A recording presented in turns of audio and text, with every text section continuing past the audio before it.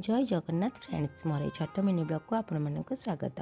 15-20 दिन हम regular practice पर प्रभु श्री जगन्नाथ कृपारू फाइनली रिजल्ट तार मिल जाइए।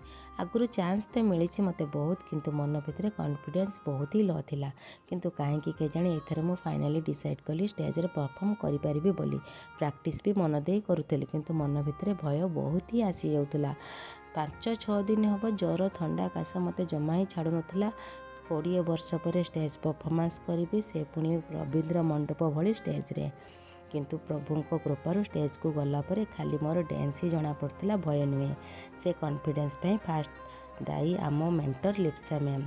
आपण मैंने जानते मोर फुली मेकअप मो झील मत कर फाइनली ट्रॉफी तो आसला। बहुत ही भल परफॉर्मेंस होता। डांस वीडियो मुझे आपण मानक शेयर करदेवी, प्लीज़ देखिए समस्ते।